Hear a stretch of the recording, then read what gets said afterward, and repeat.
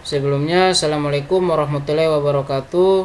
Perkenalkan, nama saya Rafiq Maduali. Saya perwakilan dari kelompok 1.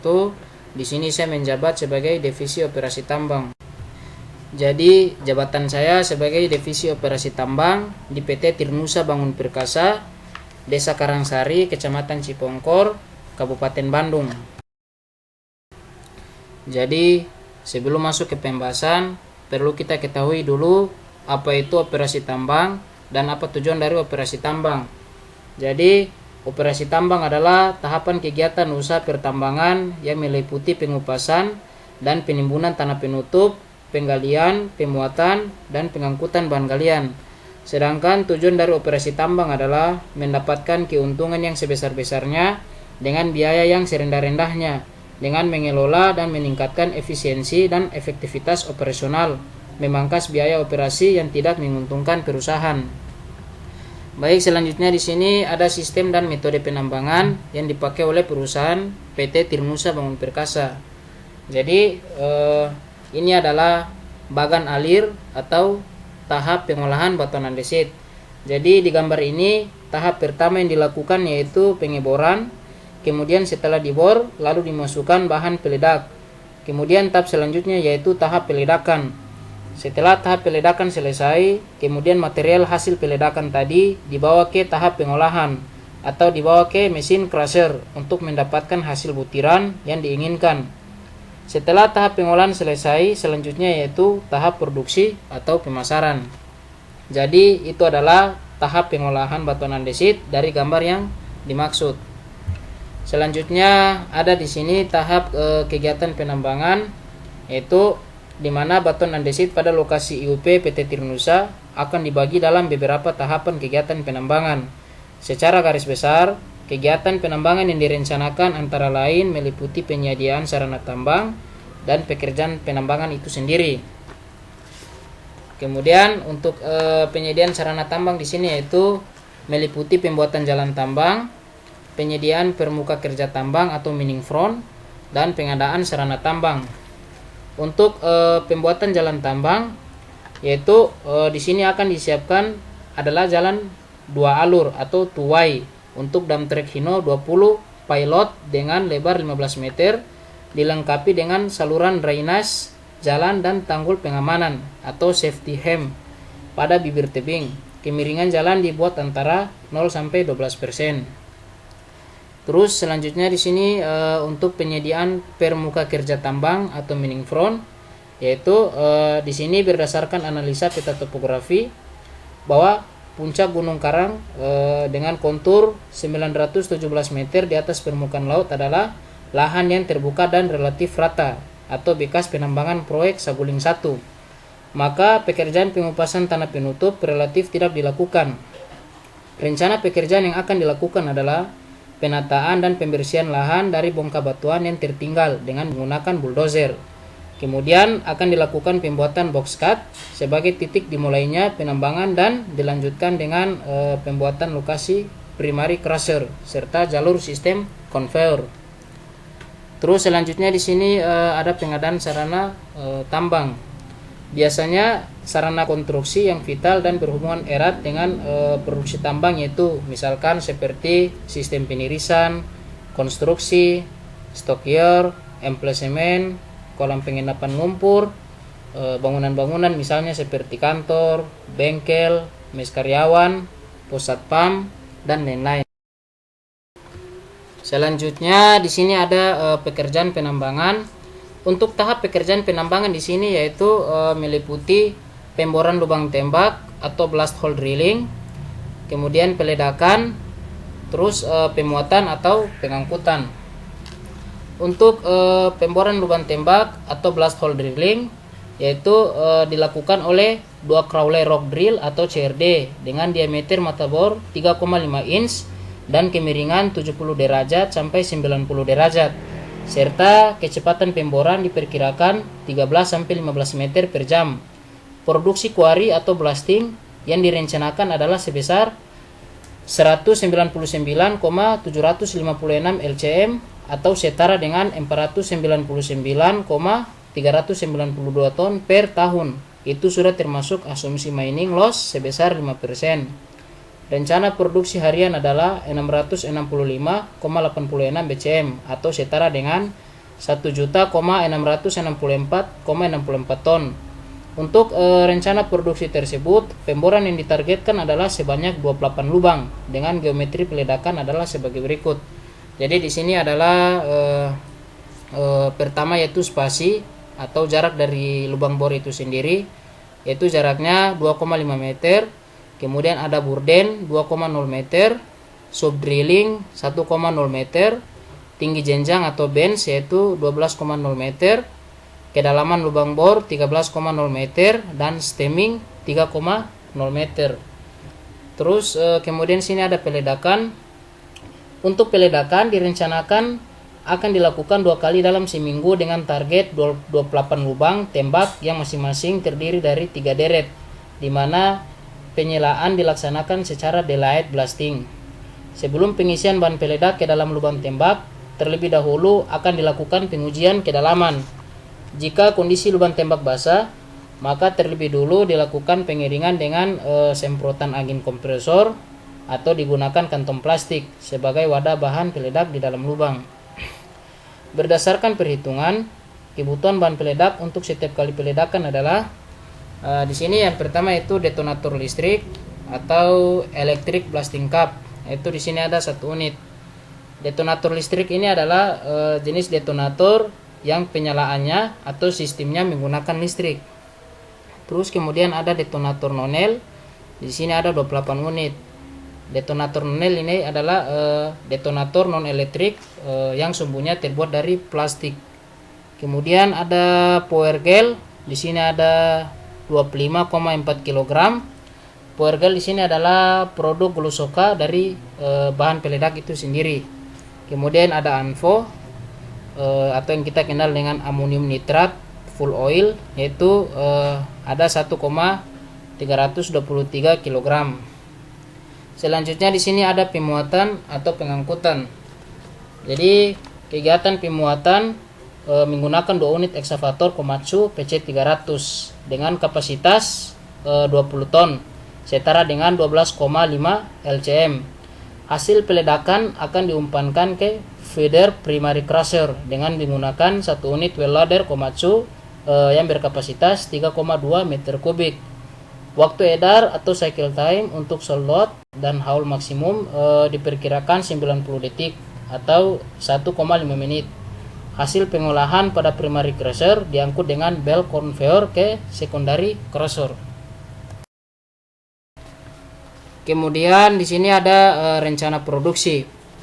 Beberapa aspek yang mempengaruhi laju produksi penambangan batu andesit yaitu meliputi pertama sini yaitu penjadwalan waktu atau time scheduling, kemudian kapasitas subsistem kegiatan pertambangan terkecil, kemudian efisiensi kerja tambang dan keserasian kerja. Untuk penjadwalan waktu atau time scheduling yang dijadwalkan adalah 14 jam per hari dengan 12 jam efektif dimulai dari jam 7 pagi sampai dengan jam 9 malam. Perhitungan hari kerja dalam 1 tahun diasumsikan sebanyak 300 hari. Terus selanjutnya kapasitas subsistem kegiatan pertambangan terkecil. Dalam hal ini, kapasitas subsistem kegiatan pertambangan terkecil adalah 2 unit well loader Komatsu dengan kapasitas bucket 3,2 LCM per unit. Kemudian efisiensi kerja tambang. Efisiensi kerja tambang di sini yaitu akan mempengaruhi butir sebesar lebih dari 75% atau 45 menit. Kemudian di sini keserasian kerja. Untuk keserasian kerja di sini dititik beratkan pada kemampuan alat muat untuk memasok unit feeder pengolahan sesuai target efisiensi pada butir. Perhitungan target produksi per hari atau dilambangkan dengan T adalah seperti berikut. Jadi di sini adalah perhitungan target produksi di mana nilai dari 665,86 adalah nilai dari perhitungan target produksi per hari, dan untuk nilai dari 57,80% adalah hasil dari perhitungan yang diasumsikan. Nah, jadi maka rencana target produksi dari penambangan batuan andesit setelah dikoreksi dengan faktor mining loss sebesar 5% adalah sebagai berikut. Jadi di sini untuk rencana produksi harian yaitu 1.664,64 BCM. Kemudian untuk rencana produksi bulanan yaitu 41.616.00 BCM. Kemudian untuk rencana produksi tahunan yaitu 499,392.00 BCM. Baik, selanjutnya di sini peralatan dan sarana pendukung kegiatan penambangan. Untuk peralatan penambangan di sini yaitu akan digunakan dalam penambangan batuan andesit di lokasi PT Tirnusa Bangun Perkasa ini cukup banyak sesuai dengan target produksi yang telah direncanakan. Peralatan yang dimaksud dapat dilihat pada tabel berikut. Jadi ini adalah daftar peralatan penambangan yang direncanakan pada PT Tirnusa Bangun Perkasa. Jadi untuk pekerjaan atau peralatan di sini yaitu pemboran yang meliputi CRD dengan merek Atlas Copco dengan tipe belum diketahui, kapasitasnya 3,5 dengan jumlah 2 unit. Terus di sini ada air kompresor mereknya Airman, kapasitas 175 PSI dengan jumlah 2 unit. Kemudian ada jackhammer dengan merek Toyo, tipenya belum diketahui. Di sini ada jumlah 5 unit. Kemudian untuk peledakan meliputi blasting machine dengan merek Nipponka tipe T200, kapasitas 200 kap, jumlahnya ada 2 unit. Kemudian alat ukur arus, terus ada penangkal petir, bendera peledakan, dan megapon. Megapon sini kapasitasnya 12 volt dan jumlahnya 1 buah. Terus kemudian sini ada stripping, loading, hauling. Ini adalah alat-alat mekanis yaitu meliputi bulldozer, well loader, excavator, dump truck, hydraulic breaker, dan grider. Kemudian di sini untuk crushing plant yaitu alat-alat pengolahan di sini yaitu meliputi primary crusher, secondary crusher, tertiary crusher, conveyor, feeder, greasy, screen, genset, dan lain-lain. Untuk peralatan penunjang di sini meliputi service track, water tank track, jeep operasional, jeep pick up, sepeda motor trail, peralatan bengkel, flash listrik. Kemudian ada peralatan P3K, alat pemadam api, genset produksi, dan genset penerangan. Kemudian di sini ada sarana pendukung penambangan. Pada tahap konstruksi akan dibangun sejumlah sarana konstruksi dan pendukung lainnya untuk mendukung lancarnya operasi penambangan. Daftar sarana pendukung tersebut adalah sebagian dilihat dari tabel berikut ini. Ini merupakan jenis konstruksi dan sarana pendukung yang direncanakan di PT Tirnusa. Untuk konstruksi di sini meliputi pondasi crushing plant yang berdimensi beton bertulang, jumlahnya ada 2 buah. Kemudian jalan tambang, terus kemudian sistem penirisan, kemudian ada emplasemen, workshop sini jumlahnya ada 1 buah. Kemudian kantor, terus gudang bahan peledak. Di sini gudang peledak atau gudang bahan peledak sini ada gudang nonel atau place cap. Kemudian ada gudang anvo. Terus di sini ada rumah genset. Rumah genset di sini ada 1 buah. Terus gudang bahan bakar dan pelumas 1 buah juga. Dan kemudian ada mes karyawan. Mes karyawan di sini ada 2 buah. Kemudian klinik, pos keamanan, dan sumur dan pompa air submersible.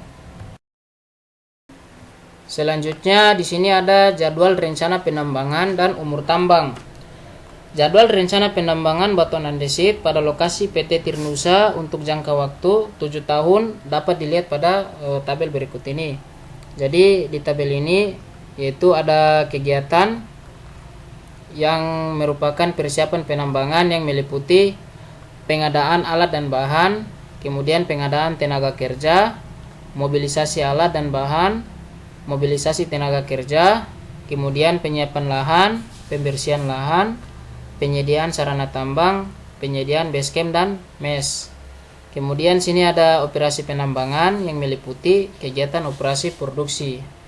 Terus di sini ada reklamasi, yaitu meliputi kegiatan reklamasi atau yang kita kenal dengan penghijauan. Berdasarkan data hasil eksplorasi, sumber daya terunjuk atau indicated resource batuan andesit pada lokasi PT Tirnusa adalah 2.717.000 meter kubik, atau jika diasumsikan berat jenis rata-rata batuan andesit yaitu 2,5 ton per meter kubik, maka setara dengan 6.792.500 ton. Jika produksi penambangan batuan andesit itu sebesar 41.619 meter kubik per bulan, atau sebesar 499,392 meter kubik per tahun, maka umur tambang adalah dapat dihitung sebagaimana yang dilihat pada perhitungan berikut ini, di mana data hasil eksplorasi dibagi dengan target produksi, maka menghasilkan umur tambang yaitu 5,44. Selanjutnya di sini ada rencana pemanfaatan bahan galian. Untuk penambangan batuan andesit di lokasi IUPT PT Tirnusa ini secara khusus bertujuan untuk memproduksi batu pecah atau split yang akan disuplai ke kontraktor pembangunan proyek reservoir Cisokan Saguling 2 serta pembangunan dan perawatan ruas jalan di sekitar proyek.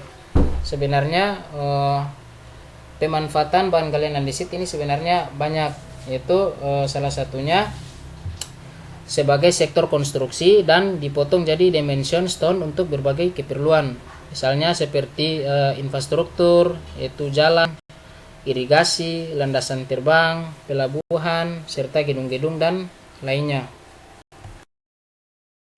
Baik, mungkin itu saja yang bisa saya presentasikan. Apabila ada kekurangan atau kesalahan, mohon dimaafkan. Semoga apa yang saya presentasikan ini dapat bermanfaat bagi teman-teman semua. Akhirul kalam. Wassalamualaikum warahmatullahi wabarakatuh.